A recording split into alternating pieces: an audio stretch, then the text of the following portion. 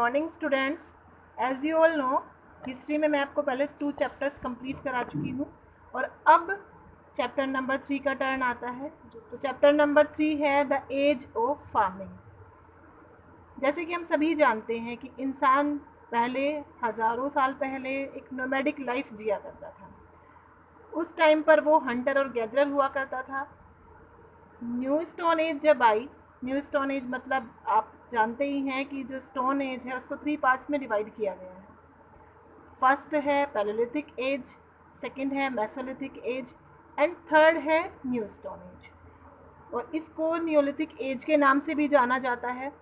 ये लगभग 10,000 ईयर्स पहले के टाइम की हुई बात है।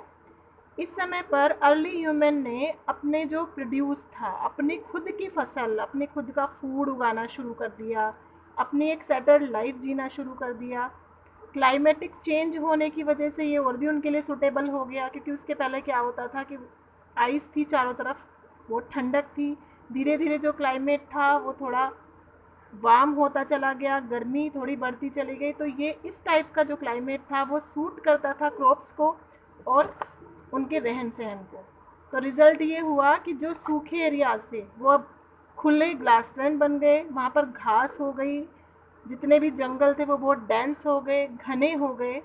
तो इस एरा में, न्यूलिथिक एज में, सबसे पहले जो है वो है बिगिनिंग ऑफ फार्मिंग। इस समय पर इंसान खेती करना सीखने लगा था।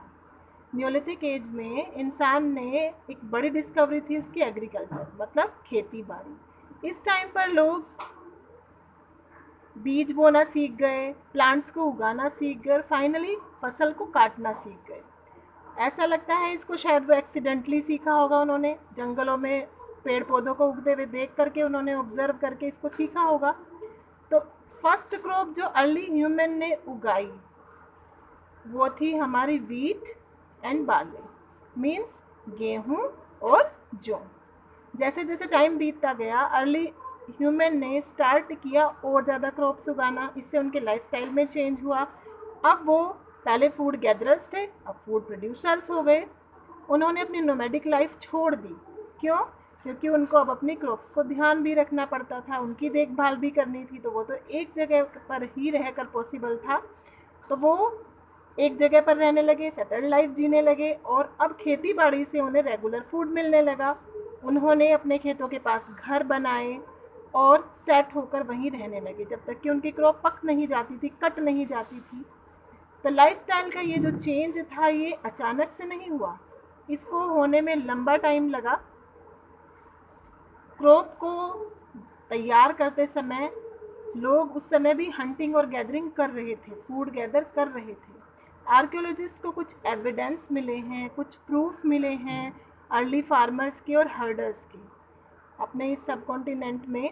मोस्ट इम्पॉर्टेंट उनमें से जो हैं वो हैं प्रेजेंट डे जो आज कश्मीर है, नॉर्थ वेस्ट में और ईस्ट में, साउथ इंडिया में ये इस तरह के ट्रेसेस पाए गए हैं। इस टेबल को अगर आप पढ़ेंगे तो आप अच्छे से समझ पाएंगे कि वीट का जो प्रूफ है वो कहाँ से मिला है। जैसे मेहरगढ़ पाकिस्तान है, ये सब राइस है, ये मिलेट्स कहाँ पर उगा करते थे, लेंटिल्स कहाँ पर, ब्लैक ग्राम यानी कि चना कहाँ पर उगाया जाता था, पय्यमपल्ली है ये एक जगह। दूसरी बात है कि इस समय पर अर्ली मैन ने एनिमल्स को पालना शुरू कर दिया। न्यूलिथिक पीरियड में वो डोमेस्टिकेट करने लगे एनिमल्स को और सबसे पहला जो एनिमल है ना वो था डॉग, जिसको इंसान ने सबसे पहले पाला। उसके बाद दूसरे एनिमल्स भी उसने पाले, जैसे गोट्स है, शीप थी, इनको भी डोमेस्टिकेटेड किया। और इससे क्या हुआ कि उन्हें रेगुलर सप्लाई होने लगी दूध की और मीट और मिल्क प्रोडक्ट्स की। फिशिंग और हंटिंग भी इन लोगों ने शुरू कर दिया। कुछ एनिमल्स एग्रीकल्चर और ट्रांसपोर्टेशन के लिए भी स्टार्ट हुए यूज़ करना। इस टेबल को आप पढ़ेंगे बहुत अच्छे से और समझ लेंगे कि कहाँ पर कौन सी चीज़ें, कौन से एनिमल्स की बोन्स मिली हैं। इसके बाद आता है invention of the wheel. Wheel मतलब पहिए का आविष्कार। इस पीरियड में व्हील भी इन्वेंटेड हो गया और ये उनके डेवलपमेंट में वो एक कदम और आगे बढ़ गए अर्ली ह्यूमंस। हालांकि ज़्यादा नहीं पता है, लेकिन फिर भी ऐसा लगता है कि शायद अर्ली मैन ने किसी लकड़ी को लुढ़कते हुए देखा होगा ऊंचाई से, तो शायद उन्हें ये ट्रिक आई होगी कि इस तरह से वो व्हील बना लें तो उनको ईजी हो जाएगा। तो इससे क्या ईजी हो गया, ट्रैवलिंग ईजी हो गई, और जो लोड्स थे, जो वजन था, हैवी लोड्स को वो ज़्यादा तेज़ी से पहले की अपेक्षा ले जा सकते थे। पोट्री मेकिंग में भी इससे हेल्प मिली व्हील से। इनफैक्ट इस एज में पोटर का व्हील भी यूज़ होने लगा, मतलब जो कुम्हार चाक यूज़ करता है जिस पर वो बर्तन बनाता है। सेटल्ड लाइफ बिगिन हो गई।